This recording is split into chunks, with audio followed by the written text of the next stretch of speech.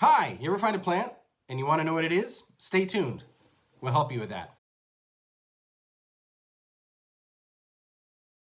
Hi, this is Randy from COB Talks, and we're here to help you learn new things and envision possible futures that you might not have known existed.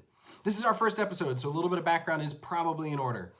My name is Randy, and I'm from City Bridges High School, and we are a high school and a learning community in Pittsburgh, Pennsylvania, and we believe that human beings learn best when they're able to do real work with real people.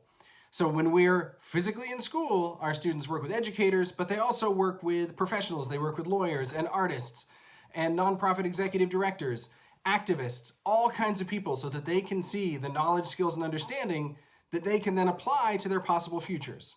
Now, with the coronavirus outbreak and us moving to a virtual model online, one of the questions we asked ourselves was, how can we give back? How can we help? How can we share? And we're a learning organization, and we're all about bringing together people who have knowledge and understanding and skills, and people who want to learn about that knowledge, those understandings, and those skills.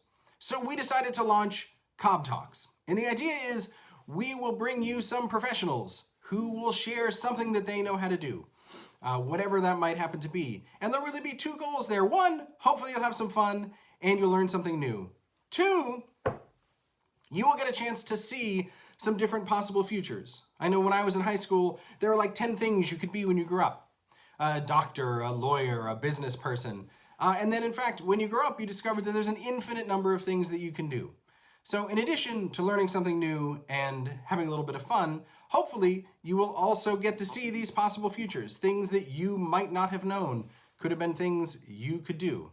So that's our goal, and we'll be coming to you each week, maybe more than each week, with some exciting new knowledge, some new skills, and some new understandings from some professionals. And then, if you're into what they're doing, we can make some connections, run some live streams, some Q&As, put some resources out there. Really the goal is to share learning for all of us who are sitting at home, eager to learn, and then to share the knowledge that we have for those of us who have those things at home that we want to share out with you. So stay tuned as this adventure develops. I'm really excited today. We are joined by someone who can help us identify what those plants are, and that's Paul Wigman. Paul is a naturalist and former vice president for science and stewardship for the Western Pennsylvania Conservancy, and he has spent his career exploring, learning, and educating others about the diverse natural history of Western Pennsylvania. He's also a photographer and a writer, and there's a link below to his blog. Click below to subscribe to receive more videos, and if you have things you want to learn about or things you want to share, leave us a note in the comments below. Okay. We're going to use a key, a dichotomous key, to identify a wildflower that we have here on the screen, since we don't have any wildflowers blooming at the time. What we need to do is answer several questions about the flower, and the key, which you see right here in the front of the book. These are the questions. These three questions get answered about that plant. Okay, let's start with the flower. And the first question is the flower type. And it wants to know how many parts does the flower have. We'll take the petals. Here's the petals. And it has one, let me make it a little bit bigger. 1, 2, 3 petals. Okay, so I take that. Yes, 3 petals. Then I go to the plant type. And it's a wildflower. It's not a shrub or a vine, but it's a wildflower. And it has whorled leaves.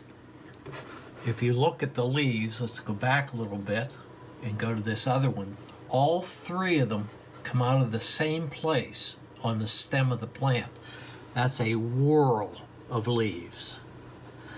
The other categories would be having a leaf here and a leaf here, which would be alternate, or having a leaf and only one other leaf here, which is alternate, or opposite. So we have whorled leaves. So we go back here, opposite or whorled leaves, and that gives us a 4. Now we want to know about the shape of the leaf, or really about the edge of the leaf. There's 4 categories, and if we look at these leaves, they have a nice smooth edge. There's no teeth or irregularities along that edge.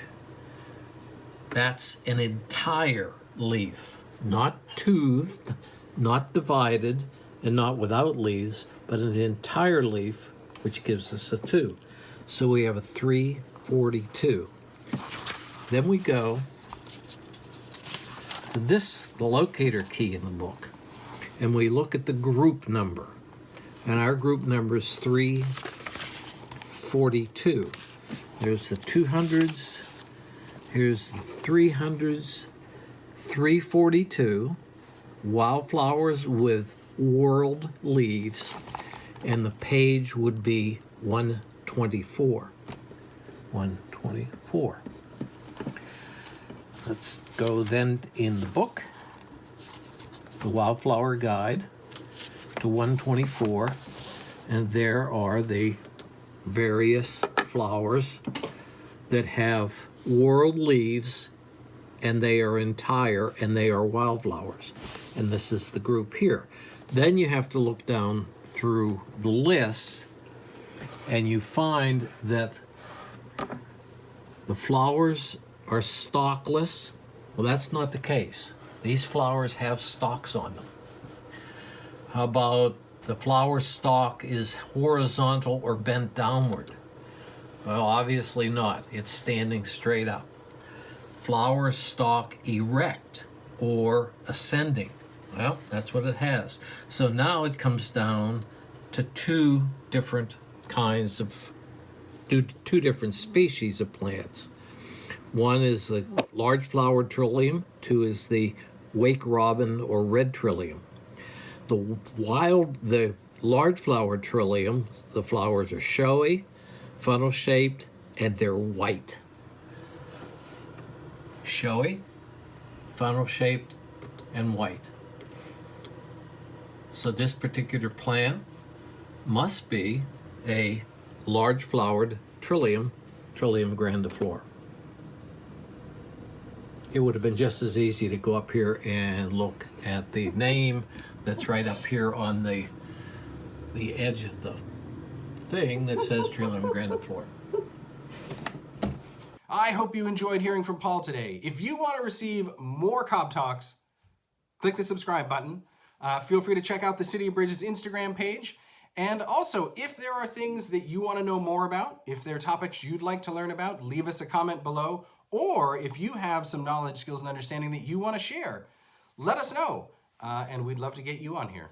Thanks.